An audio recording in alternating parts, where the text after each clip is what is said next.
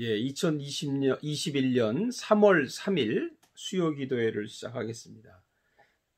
우리 다 같이 찬송가 570장 주는 나를 기르시는 목자 570장 찬양을 다 같이 드리겠습니다. 주는 나를 기르시는 목자요, 나는 주님의 귀한 어린 양, 푸른 풀밭 맑은 시냇물가로 나를 늘 인도하여 주신다. 주는 나의 좋은 목자, 나는 그의 어린 양, 저를 따라 꼴을 먹여주시니 내게 부족함 전혀 없어라. 예쁜 새들 노래하는 아침과 노을 비키는 고운 황혼에 사랑하는 나의 목자 음성이 나를 언제나 불러주신다. 주는 나의 좋은 목자, 나는 그의 어린 양, 저를 따라 꼴을 먹여주시니 내게 부족함 전혀 없어라. 못된 짐승 나를 해치 못하고 거친 비바람 상치 못하리. 나의 주님 강한 손을 펼치사 나를 주야로 지켜주신다. 주는 나의 좋은 목자, 나는 그의 어린 양, 저를 따라 꼴을 먹여주시니 내게 부족함 전혀 없어라. 아멘. 오늘 주신 하나님 말씀을 보겠습니다. 시편 53편 1절에서 6절입니다. 시편 53편 1절에서 6절까지 제가 말씀을 봉독해 드리겠습니다. 어리석은 자는 그의 마음에 이르기를 하나님이 없다 하도다. 그들은 부패하며 가증한 악을 행하며 선을 행하는 자가 없도다. 하나님이 하늘에서 인생을 굽어 살피사 지각이 있는 자와 하나님을 찾는 자가 있는가 보려 하신즉 각기 물러가 함께 더러운 자가 되고 선을 행하는 자 없으니 한 사람도 없도다. 죄악을 행하는 자들은 무지하냐? 그들이 떡 먹듯이 내 백성을 먹으면서 하나님을 부르지 아니하는도다. 그들이 두려움이 없는 곳에서 크게 두려워하였으니 너를 대항하여 진친 그들의 뼈를 하나님이 흩으심이라. 하나님이 그들을 버리셨으므로 내가 그들에게 수치를 당하게 하였도다. 시온에서 이스라엘을 구원하여 줄 자 누구인가? 하나님이 자기 백성의 포로된 것을 돌이키실 때에 야곱이 즐거워하며 이스라엘이 기뻐하리로다. 아멘. 그동안 잘 지냈습니까? 오늘 또 수요 기도회를 맞이해서 여러분과 함께 우리 시편 53편의 말씀과 함께 더불어서 하나님은 있다라는 제목으로 말씀을 나누겠습니다. 누가 이런 말을 했습니다. 세상에서 가장 무서운 사람이 누구일까? 여러분 어떻게 생각하세요? 여러 대답이 있겠지만 그 대답은 이렇습니다. 하나님이 없다고 믿는 사람이다. 1절을 보시면요.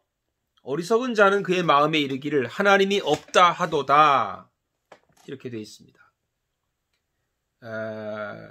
하나님이 없다라고 말하는 것은 정말 하나님이 없는 게 아니라 그들의 마음속에 하나님이 없었으면 좋겠다라고 하는 뜻을 가지고 있습니다.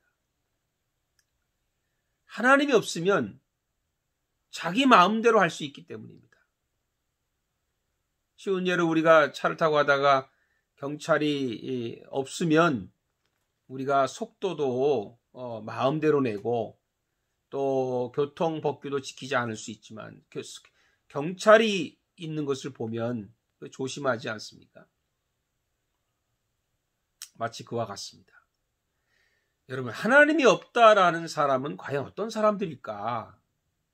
그렇게 말을 할 수 있지만 실제 그들의 내면을 좀 들여다봅시다. 첫째로 보면 어리석은 사람이라고 했습니다.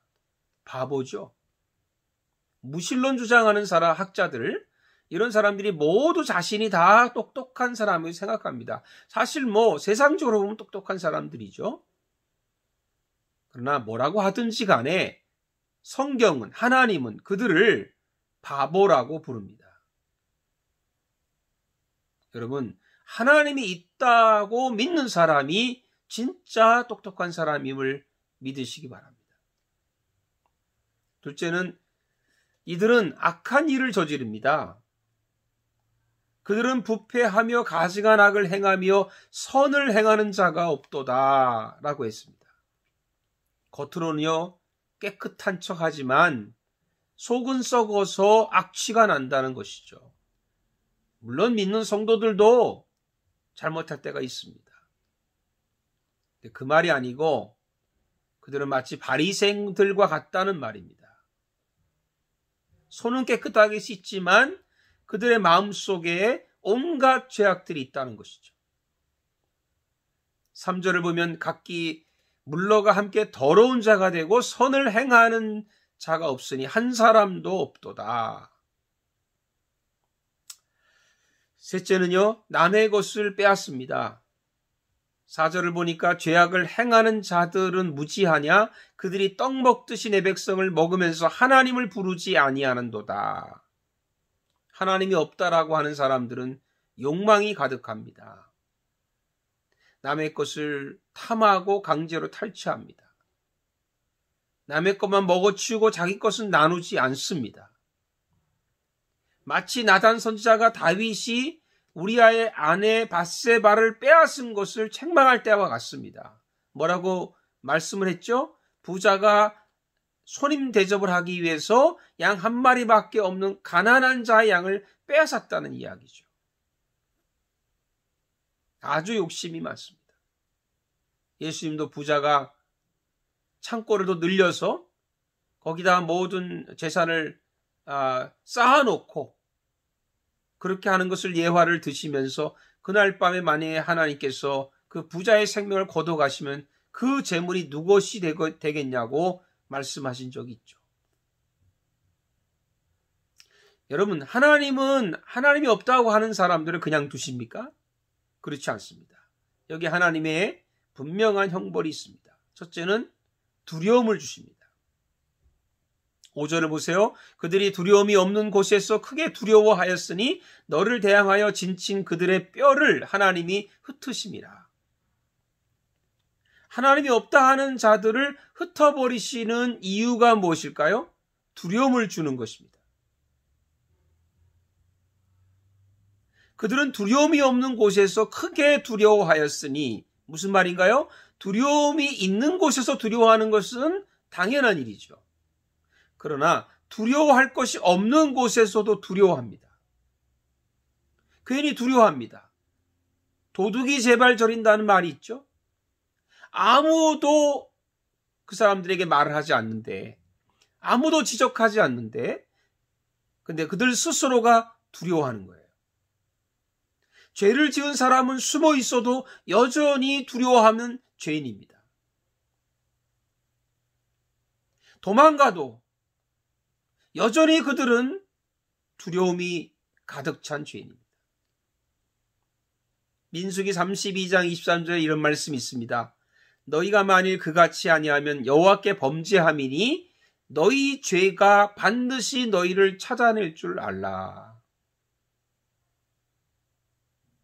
여러분, 내가 아무리 감추고 살아보려고 해도 죄가 나를 찾아온다는 것이죠. 죄가 나를 찾아오는 게 두려움이죠.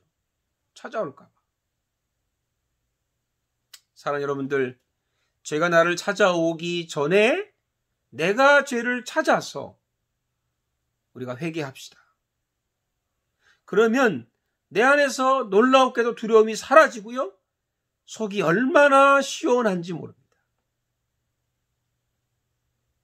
죄가 나를 찾아오기 전에 내가 내 죄를 찾아서 회개할 수 있기를 축복합니다.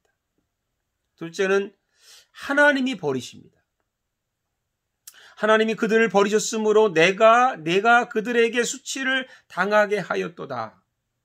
하나님 버리면 끝이죠.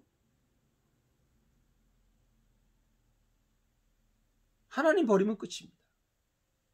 사무엘이 불순종한 사울 왕에게 한 말이 있습니다. 왕이 여호와의 말씀을 버렸으므로 여호와께서도 왕을 버려 왕이 되지 못하게 하셨나이다. 어떤 사람은 어떻게 하나님이 나를 버릴 수 있냐고 따지는 사람이 있습니다. 어떻게 하나님 나에게 이렇게 할 수 있냐고. 아닙니다. 사실은요, 내가 먼저 하나님 버린 거예요. 내가 하나님 없다고 교만한 말을 한 겁니다. 그래서 하나님도 버리신 거죠. 하나님 버리면 끝입니다. 그러니 여러분, 하나님을 절대 버리지 맙시다. 하나님을 붙들고 삽시다. 그러면 하나님은 우리를 절대로 버리지 아니하시는 분입니다. 하나님 버린 결과가 뭡니까? 수치를 당합니다. 사람들이 손가락질합니다. 저 사람 하나님 없다고 떠들더니 꼴 좋구나. 꼴 좋구나. 부자가 거지 나사로를 무시하고 먹을 것 주지 않고 거지 취급하고 그렇게 하더니 죽고 나서 음부 지옥에 갔습니다. 거기 고통받으면서 아브라함 품에 안긴 나사로를 봅니다. 놀라운 것은 나사로는 부자에게 상처 주는 말 한마디 하지 않습니다.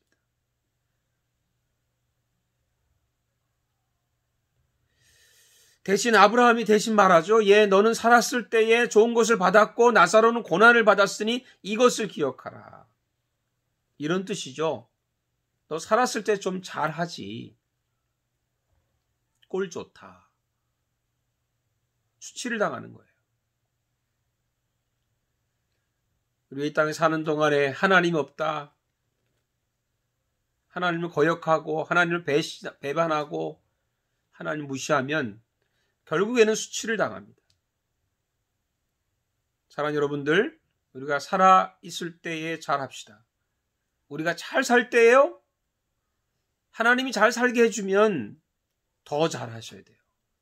더 하나님께 헌신하고 더 하나님께 바치고 더 하나님께 모든 것을 드려서 하나님의 나라와 복음을 위해서 살아야 합니다.